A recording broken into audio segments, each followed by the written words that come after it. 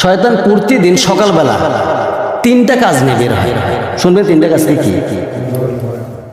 তিনটা কাজ হচ্ছে, এক নাম্বার কাজ সর্বপ্রথম ও হিংসা।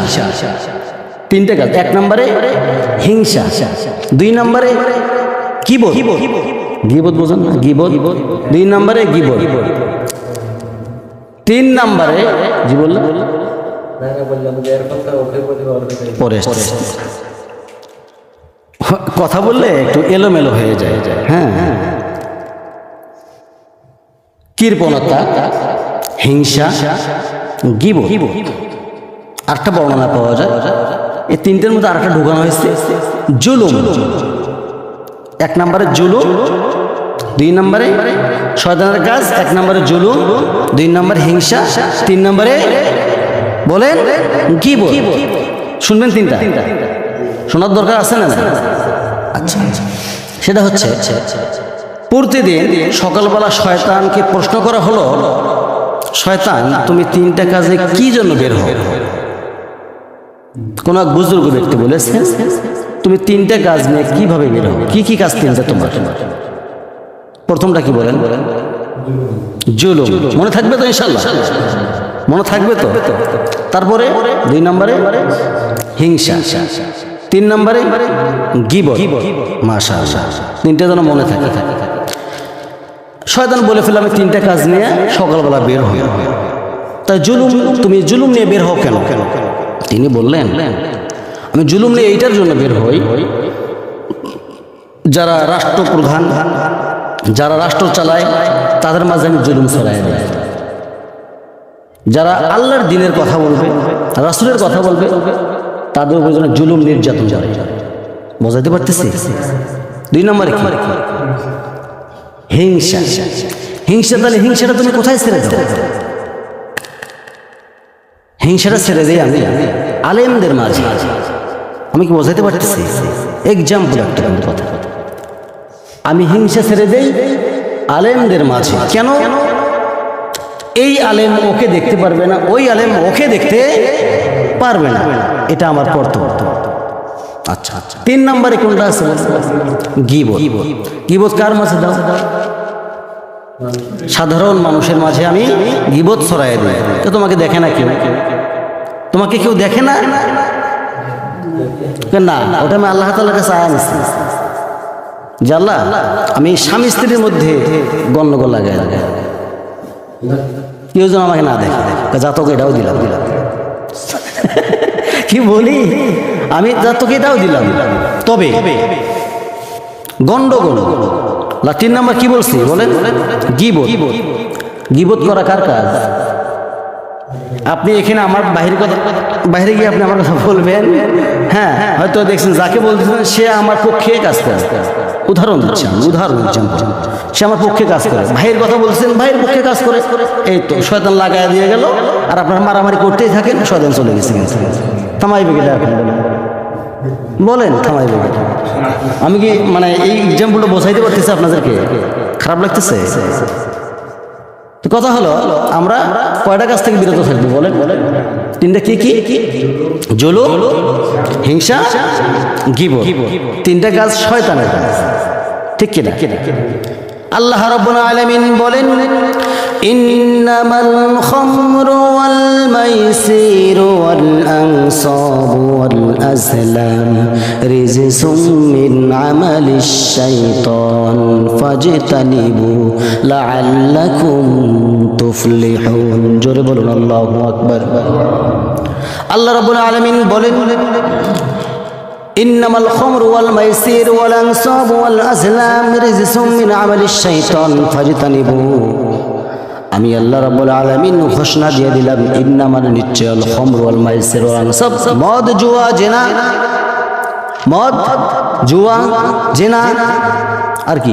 মদ, জুয়া, জিনা। কয়টা হলো? এখানেও কয়টা হলো? তিনটা। আমি আল্লাহ রাব্বুল আলামিন মদ, জুয়া, জিনাকে হারাম করে দিয়েছি।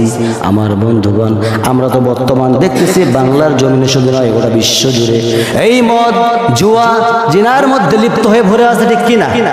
ঠিক আছে না? ভুল কইলাম? আচ্ছা আচ্ছা। সম্মানিত ভাইরা আমার, মদ হচ্ছে শয়তানের কাজ। জুয়া, জুয়া থাকলে তাল না মাতাল, মদ খাইলে তাল না মাতাল বলেন, মাতাল।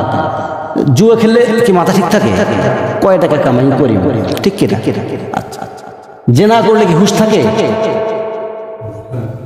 হুঁশ থাকে না। আচ্ছা আচ্ছা। তো তিনটা কাজ শয়তানের কাজ না? তো তিনটা কাজ আমাদের দেশে কম চলে না বেশি চলে? তা আমরাও চালাবো নাকি? বলেন বলেন, আমরাও তো চালাবো, চালানো যাবে? তাহলে যে কয়টা বললাম কয়টা শয়তানের কাজ, আমাদেরকে শয়তান থেকে, শয়তানকে বর্জন করে কোথায় আসতে হবে? আল্লাহর পথে আসতে হবে, ঠিক কিনা?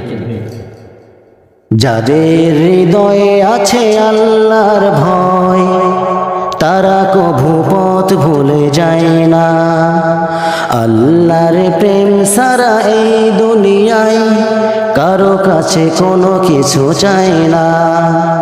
রাতের আধারে যারা সেজদাতে রয়, দু চোখের শ্রুতে নদী যেন বয়। সলোনার হাত ছানি যতই ডাকুক, সলোনার হাত ছানি যতই আসুক, পিছনে ফিরেও তাকায় না। যাদের হৃদয়ে আছে আল্লাহর ভয়, তারা কভু পথ ভুলে যায় না। তাহলে যাদের দিলের ভিতরে আল্লাহর ভয় থাকবে, শয়তানের ভয় বাদ দিয়া, তার কোন চিন্তা আছে? সে হবে কি? মুমিন। সে হবে মুমিন, ঠিক কিনা? মুমিন হবে না ভাই? সে মুমিন হবে। আর মুমিনদের জন্য আল্লাহ তাআলা বলেছেন যে মুমিন হবে, মুত্তাকি হয়ে আমার কাছে আসবে, আমি আল্লাহ তাআলা তাকে জান্নাত দিয়ে দেবো। সুবহানাল্লাহ। সম্মানিত দিনী ভাইরা, আমি এখন আপনাদের মাঝে যে আয়াত, একটা কোরআন আল কারিমা, আমি একটা আয়াত কালিমা তিলাওয়াত করেছি, সেটা শুধুমাত্র এক্সাম্পল উদাহরণ দিয়ে আমি আলোচনা স্টপ করে দিতে যাচ্ছি। আপনারা কি এই আয়াতের আলোচনা শুনবেন? সূরা তওবা 9 নম্বর সূরা, আপনার 23 নম্বর আয়াত, খুব খুব শর্ট আকারে। আল্লাহ রাব্বুল আলামিন বলেন, ইয়া আইয়ুহাল্লাযীনা আমানু লা তাত্তাখিযু আবাউকুম ওয়া ইখওয়ানাকুম আউলিয়া ইন ইসতাহাব্বুল কুফরা আলাল ঈমান ওয়া মান ইয়াতাওয়াল্লাহুম মিনকুম ফাউলাইকা হুমুল যালিমুন। জোরে বলুন আল্লাহু আকবার।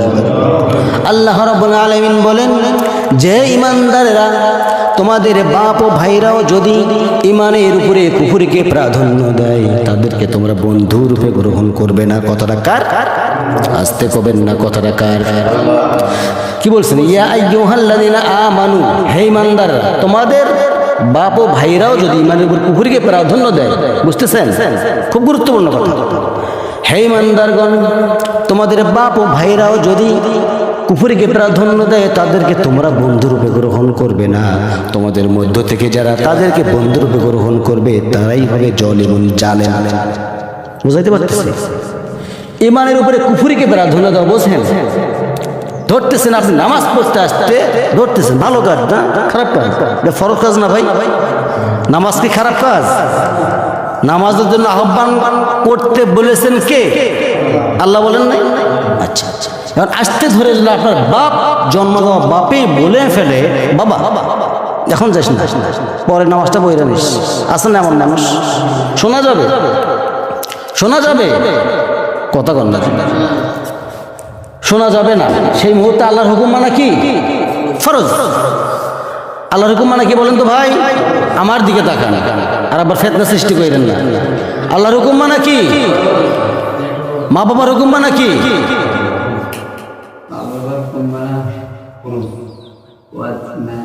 আল্লাহর হুকুম মানা ফরজ, মা বাবার খিদমত করা ফরজ। মনে থাকে না কেন? বোঝাইতে পারতেছি? আল্লাহ বলতেছেন আমার হুকুম মানা ফরজ, মা বাবা বলতেছেন কি বাবা ওইদিক যাইস না, আমারটা করা। কোনটা ফরজ হইল? মা বাবা যদি কাফের হয়, আপনার দায়িত্ব মা বাবাকে আপনাকে খিদমত করতে হবে। কিন্তু মা বাবাকে আপনি কটাক্ষ করে কথা বলবেন, আল্লাহ সহ্য করবেন না।